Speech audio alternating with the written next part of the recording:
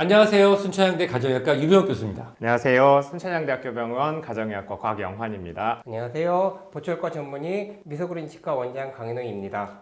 안녕하세요. 잘들 지내셨어요? 애기들도 잘 있고. 정신없습니다. 정신없죠. 이제 애들 막 어려서 정신없고. 사실 요즘에 이 코로나19 확산세가 심상치 않은데요. 그래도 다행인 거는 18세 이상 성인인 경우에는 80% 이상 2차 접종까지 완료하고 부스터도 진행되는 상황인데요.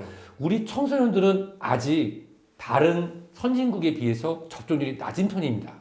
요즘 학교 등에서 집단 감염 사례가 늘어나면서 부모님들이 접종을 시켜야 되는지 말아야 되는지 솔직히 저도 전화 굉장히 많이 받거든요. 강인호 원장님은 자녀분이 두 분이시죠? 예, 두 명인데요. 지금 11살하고 6살인데요. 아직 접종 대상은 아닌데 이제 내년 되면 접종 대상 되니까. 곽 교수님은 자녀분이 세 분이시죠? 네, 5살, 7살, 9살입니다. 네, 그래서 정신이 없고요. 네. 아니 근데 사실은 우리 강한 교수님 같은 경우는 한국에서의 의사생활 경험도 있지만 미국에서도 학교를 오래 다니셨잖아요. 네.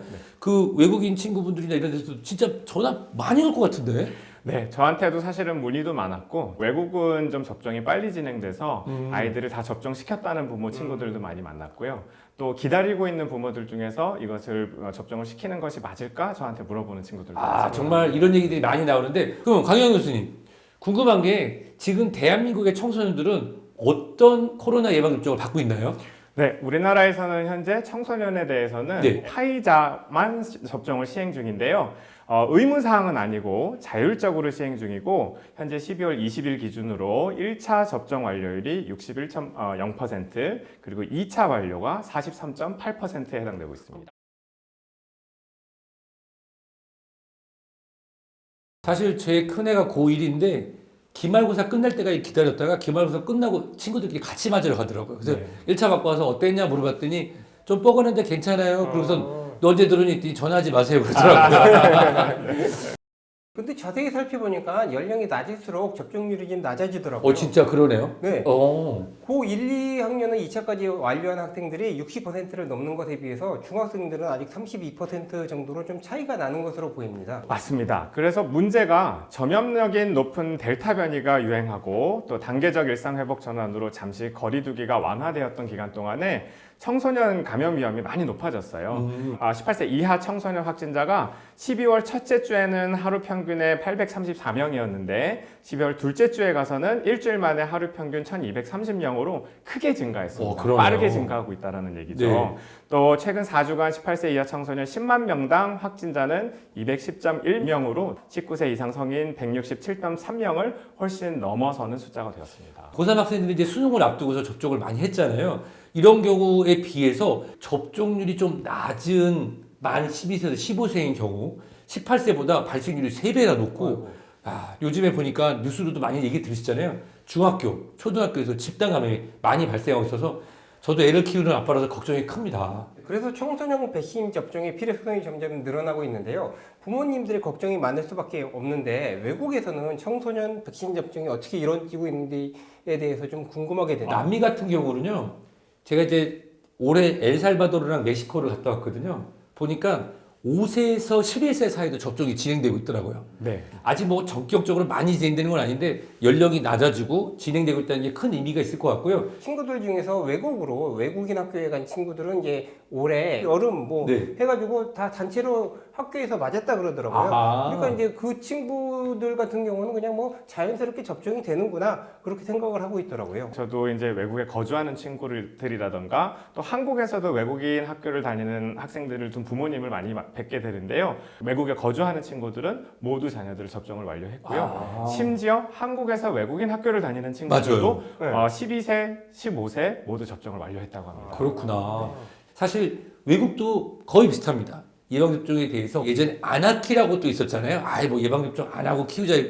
외국에도 그런 분들이 있어요. 네. 있지만 대부분 예방접종을 통해서 자녀들의 건강을 챙기자라고 하는 분위기가 많은 나라들도 있고 또 12세에서 15세에서도 예방접종이 진행되고 있는 것으로 확인되고 있습니다. 중요한 건 청소년에게도 백신 접종의 효과에 대한 근거들을 우리가 잘 알게 되면은 좀 더 접종 동의율이 올라가지 않을까라는 생각이 오늘 듭니다. 배우러 나오신 거죠? 지금 공부해가지고 지금 우리 애기들 맞힐까 말까. 이미 대부분 백신 접종을 완료한 고3 학년 접종 대상 분석에서 감염 예방 효과는 95.8%로 매우 높게 나타났습니다. 매우 자, 그리고 고1, 2 학생들도 2차 접종률이 70%를 넘어서면서 확진자 발생률이 절반가량으로 감소했습니다.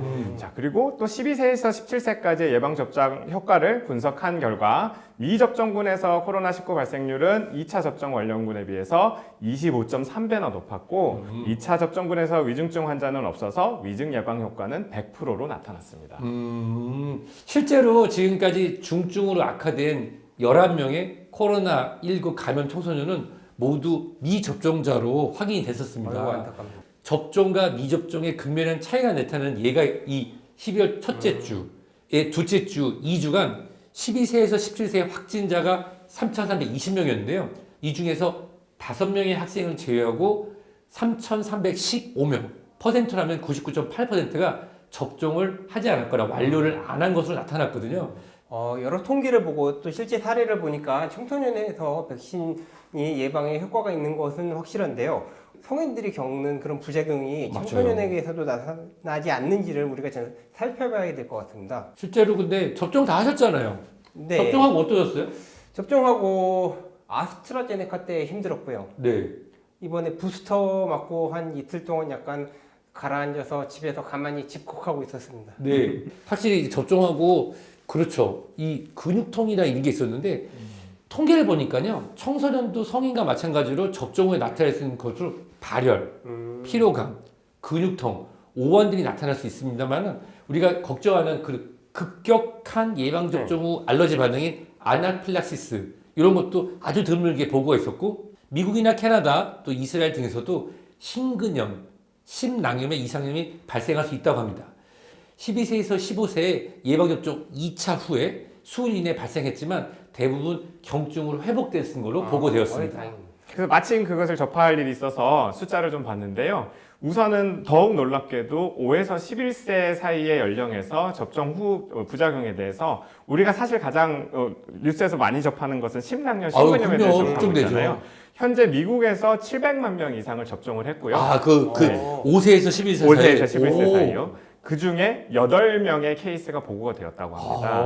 사실은 그 수치만으로도 상당히 적은 수인데 그 8케이스조차도 굉장히 경증이라서 수일 이내로 모두 다 없어졌다고 합니다. 와, 그렇구나. 네, 그리고 더더욱 놀라운 것은 사실은 이 청소년군에서도 연령에 따라서 조금씩 차이가 나는 것이 뚜렷해 보이는 것이 12세에서 15세, 15세에서 17세를 또 한 번 나눴는데요. 12세에서 15세는 100만 명당 한 40명 정도가 나타났었고요. 그 다음에 15세에서 17세는 100만 명당 60명 정도가 심근염을 겪었는데 모든 케이스는 매우 다 경증이었습니다.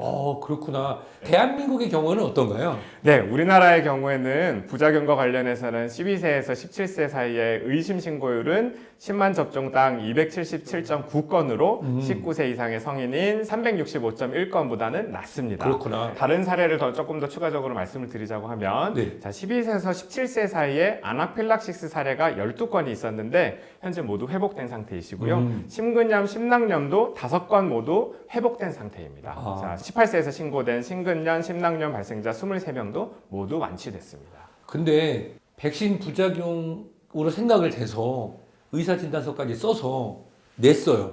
그런데 뭐 인정을 받지 못했다.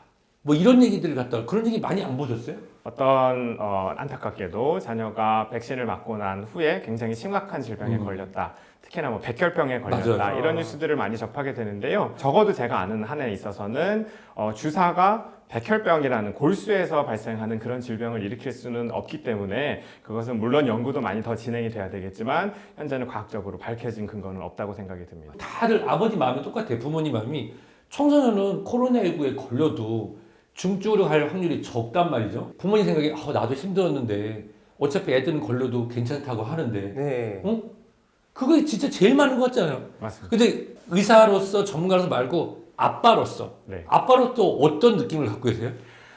저도 아빠로서 상당히 많이 고민을 해봤었고요. 우선은 한 달 전까지만 해도 반반이었습니다. 네. 효과에 대해서 제가 아는 바가 있기 때문에 맞춰야지라는 생각도 있었고 그래도 열나고 조금 아프게 지나갈 수도 있는데 괜찮을까라는 걱정 때문에 맞지 않을까 이런 고민도 해봤었습니다. 맞아요. 솔직히 그래요. 네, 그런데 공교롭게 또 하필 최근에 저희 친구 딸 중에 하나가 코로나에 확진이 된 후에 네. 병이 심각해져서 입원하기까지 해가지고 한 일주일 정도 꼽아 아이고. 1인 음압병실에서 11세 소녀가 혼자 지내다가 다행히도 태어나서 아우, 정말 태어난 그런 다행이다. 사건이 있었습니다. 제가 그걸 보면서 개인적으로 생각이 들었던 게 차라리 주사를 맞으면 확진의 여부를 넘어서더라도 그렇죠. 네, 적어도 중증으로 가지 않을 염려는 확실히 해소가 되기 때문에 네, 그 부분에 대해서 해소를 하기 위해서라도 맞고 지나가는 것이 훨씬 낫지 않을까. 정말 중요한 얘기를 그렇게 생각을 교수님이 했습니다. 해주셨는데요. 우리가 독감, 인플루엔자 예방접종을 해도 사실 돌파감이라는 말이 1960년도부터 있었는데 최근에 아주 무슨 새로운 네, 것처럼 새로운 단어처럼 아니에요. 느껴졌어요. 이게 독감 예방접종을 해도 네. 독감에 걸리잖아요. 그렇죠. 그렇다고 해서 독감 예방접종을 안 했을 때보다 했을 때 중증으로 진행되는 게 적으니까 65세 이상에서 무료, 만 12세 미만에서 무료로 국가에서 왜냐면 국가에서는 예방접종을 해서 중증이 떨어져야 건보 재정, 국가의 그런 건강보험 재정을 아낄 수 있으니까 먼저 투자를 하는 거죠. 근데 정말 중요한 얘기를 해주셨는데 실제로 청소년은 코로나19로 인한 중증, 사망의 위험이 성인에 비해서 낮은 것이 사실입니다. 그렇다고 해서 안심할 수 있는 건 아니에요. 왜냐하면 현재까지 확진된 청소년의 약 16.1% 의료기관 입원했으며 지난 2월 이후에 적은 숫자긴 하지만 16명의 학생이 모두 미접종자인데 이분들이 다 위중증으로 진행됐다고 합니다. 특히 저도 이제 기회가 있어서 언론에 인터뷰할 때 꼭 말씀드리는데요. 소아 당뇨, 소아 비만 등의 내분비 질환, 어려서 알았었던 심혈관 질환, 또 만성 홍파병, 만성 호흡기 질환, 천식 같은 거죠. 신경계 질환, 어려서 열경기를 하고 나서 경기 예방을 해서 약을 먹거나 또 면역 억제가 어려서부터 있는 경우 이러한 기저질환이 있는 청소년은 건강한 청소년보다 코로나19에 감염 시 중증으로 진행될 가능성이 최대 7배나 높은 것으로 알려져 있어서 이런 경우라면 부모님이 주치 선생님하고 상의해서 적극적으로 예방접종에 참여하는 것도 한번 방법이 될 수 있을 것 같습니다. 아마도 비슷한 맥락에서 영국에서도 현재 정책을 시행하는 것 중에 5에서 11세 소아이들에게는 질병, 기저질환자에게 접종을 우선하는 것으로 부분적으로 결정을 내렸는데요. 자, 기저질환이 없는 건강한 청소년도 감염될 경우에는 드물지만 위중증으로 진행되거나 또 다기관 염증 증후군과 같은 합병증 위험이 여전히 존재하거든요. 예방접종으로 중증 감염과 다기관 염증 증후군과 같은 합병증을 예방할 수 있기도 하고 또 어쨌든 백신 접종을 통해서 청소년 감염자가 적게 유지돼야지 그 안에 있는 기저질환이 있는 청소년 위험군에게 전파되는 것 자체를 막을 수 있는 상황을 만들 수 있기도 하고요. 그러니까 친구들이 있는데 기저질환이 있는 그런 친구들을 위해서도 맞습니다. 감염을 막아줘야 그 친구들이 안 걸릴 수 있는 거죠. 그렇구나. 자, 청소년 예방접종을 통해서 청소년 본인에 대한 예방 효과와 함께 안전하고 즐거운 학교 생활을 지속할 수 있는 학습권 보호 효과, 또 집단 면역 형성을 통해서 학교와 지역 사회에서의 유행을 예방하는 효과가 있다고 볼 수도 있죠. 맞아요. 아이가 태어나서 맨 처음 맞는 예방접종이 뭔지 아세요? 뭔가 태어나자마자. 병원에서 뭔가 이렇게 뭐 주사 맞겠다고 와서 이제 해가지고 사실은 잘 모릅니다. 모르고 사인하셨죠? 네. BCG와 비형관염 주사. 그렇죠. 태어나자마자 바로 맞거든요. 근데 이제 그거 할 때 고민하신 적 있어요? 아니요, 없죠. 왜요? 다 그동안 늘 해와서 건강한 아이로 자랄 수 있다라는 그런 느낌이 있기 때문에 또 하나 있어요. 어려서 만 12개월에서 18개월 때 한 번 맞고 4세에서 6세 때 2번 맞는 게 있거든요. 뭘까요? 한번 뭐예요? 잘 찍어보겠습니다. 네, 뭘까요? 왠지 홍역일 것 같은 느낌이 오, 드는데요. 정답이 뭔가요? 홍역 아닌가요? 맞습니다. 잘 찍었네요. 네. 맞습니다. 저도 좀 당황했는데. 네. 그래서 저희 아기도 보면은 사실 접종을 맞을 때마다 오늘 열이 나지는 않을까 이런 걱정을 맞아. 한 번씩은 하고 넘어갑니다. 애기들 접종하고 나면 네. 끙얼거리고 맞습니다.